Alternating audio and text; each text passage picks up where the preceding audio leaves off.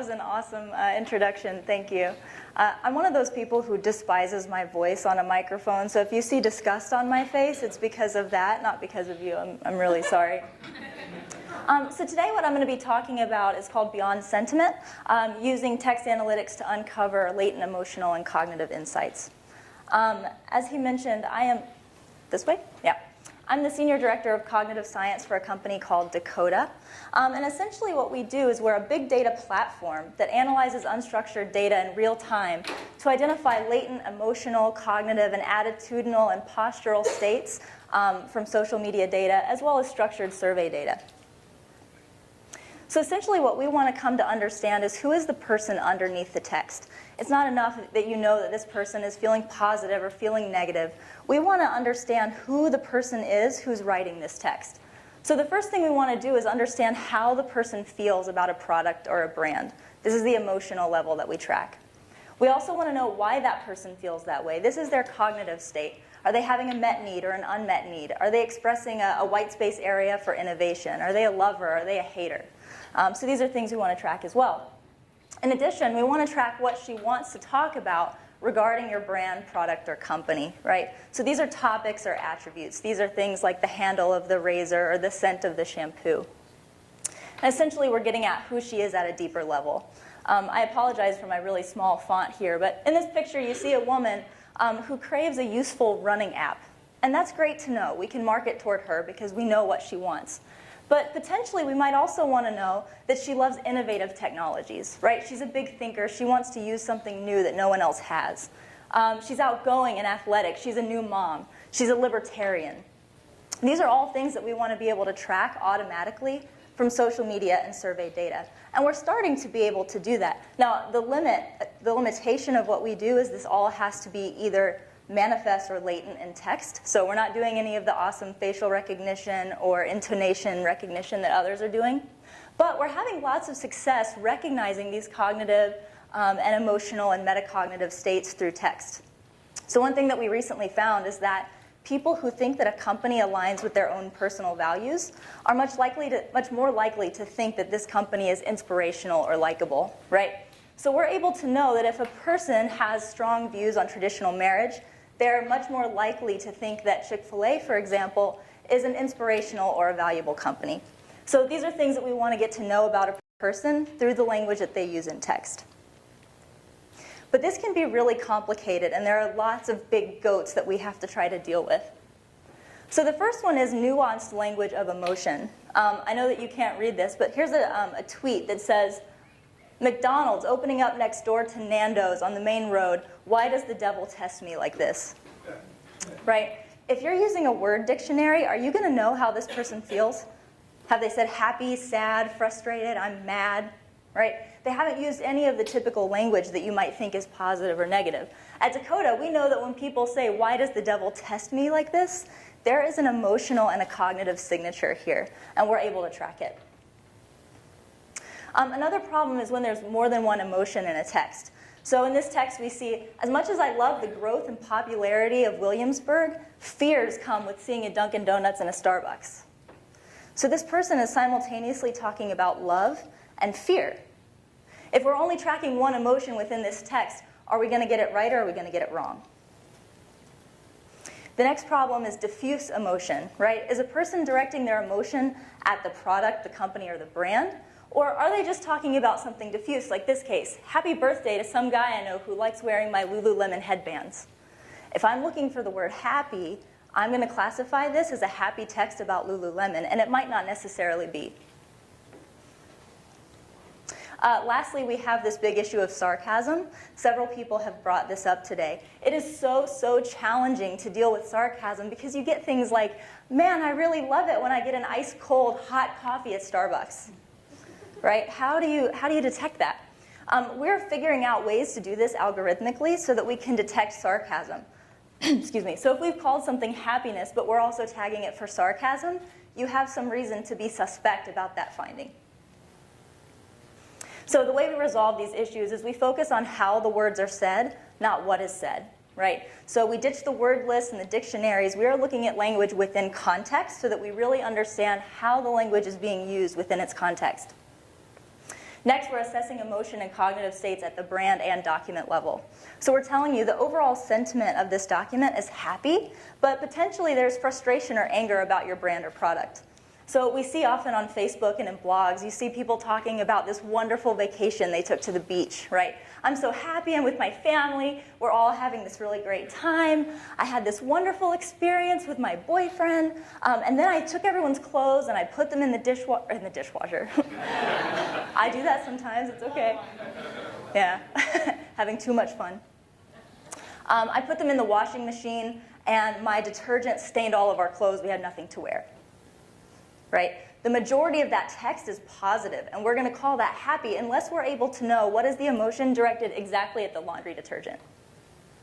And lastly, we let the data do the talking. What I mean by this is when a person is writing on social media, this person is multidimensional, multifaceted. They're experiencing lots of different emotions and cognitive states at once. Why on earth would you diminish their emotional state to a positive or a negative, right? We're trying to track all of the emotional and cognitive elements of this person within their text.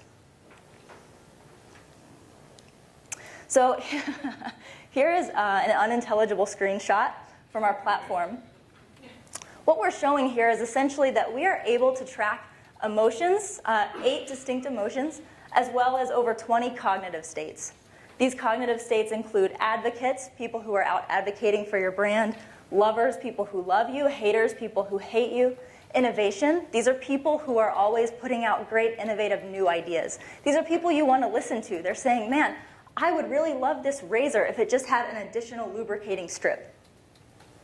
So we're tracking unmet needs, met needs, churn, people who are likely to stop using your product, as well as purchase intent, positive and negative. And as you can see, if there's a green bar, this means that these are positive conversations, and a red bar means that they're negative conversations. Here we're tracking attributes. These are topics of conversation. You can see this is a screenshot from a recent study we did for a telecom company. What we're doing is tracking lots of different topics of conversation around data plans, monthly fees, phone numbers, telephones. And you can see that if the green bar is higher, that means that the majority of these conversations are positive. But when the red bar is higher, that means that you've got a problem here. People are experiencing negative emotions about this attribute. In this slide, what we're showing is the way that the MC3, or our big data platform, classifies these texts automatically and in real time. So in this case, we're able to see a person who's frustrated, saying, I'm fed up with this service. They're talking about a data plan. They're talking about churning. And in this case, they're also talking about a negative customer service experience. So without even reading this text, we're able to know that this person is having a negative emotional state. It's probably about customer service, and this person is going to be churning away from this company. So that's all well and good, but what does it mean, right? This is what our customers are always asking us. Well, that's wonderful that you can tell me how people feel and what they're thinking and what they're talking about, but is it actually going to increase my sales? So what I want to walk you through is a small study that we did for some friends of mine. They have a company called Barbell Shrugged. They're pretty involved in the CrossFit community. These people have a weekly podcast that they use as a marketing channel. And essentially what they're using this podcast for is to get people to come out and buy more of their products, right? So they had a question. How do we create fitness programs that are more profitable and that reach a larger audience? All right, so these guys went out and they polled a whole lot of people who had bought their products online. These are different fitness programs like Underground Strength Revolution, Simple Strength, Max Mobility, things like that. And they said, what did you love? What did you hate about this program? They were expecting to get maybe a couple hundred responses, and they were just going to read through them one at a time. But they ended up getting tens of thousands of responses. So I'm talking to them one day, and they said, yeah, we ran the study. We're going to throw the data out. We don't have time to look at it. So I said, why don't you give it to me? Let me analyze it for you, and I'll let you know what I find. Let's not throw that data out. So essentially what we did is we analyzed all of these texts for frustration, confusion, disappointment, anger, and unmet needs, right? So we wanted to know, what are people saying that they're having negative emotions about? Thank you. And what is the unmet need here? Now, first we started with the girls. Barbell Shrug traditionally doesn't get a lot of women getting involved in their programs, and now we kind of know why. Women, when they were talking about these programs, were predominantly frustrated because they felt that they were going to get big and bulky and look like a weightlifter or a bodybuilder, right? I've got two women on this screen. Most women would say that they wouldn't mind looking like the woman on the left, but the woman in the center, they say, that's too much, I don't want to look like that. The secret actually is these two women are probably doing very similar workouts, right? So Barbell Shrug needed to fix this misconception that if you're a woman who does weightlifting, you're going to look like this lady.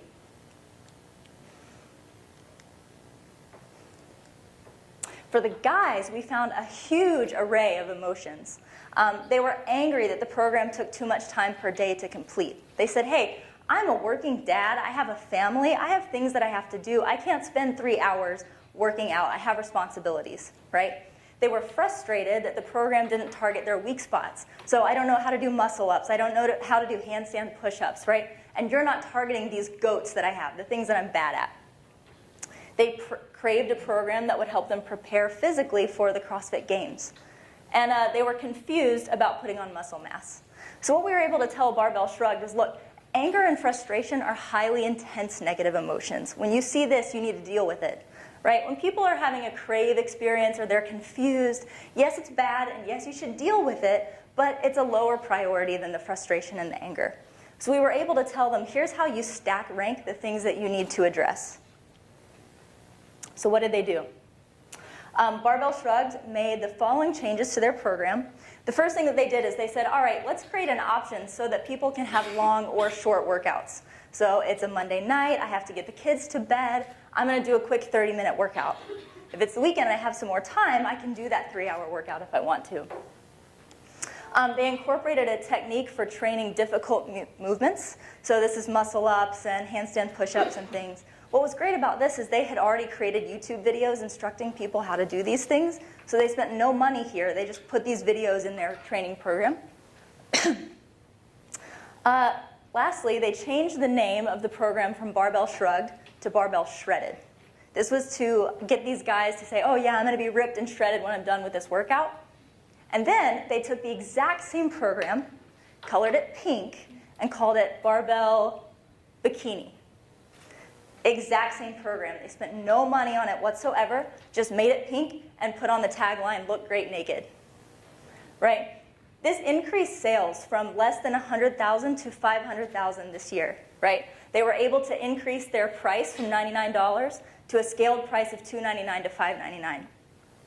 So they were able to see a really huge change in their revenue just from addressing these things that we identified within their data.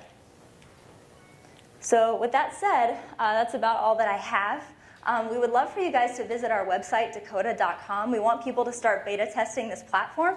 So if you'd like to give it a try, go to Decooda.com and submit your email and information, and we'll be getting in touch with you. Thanks.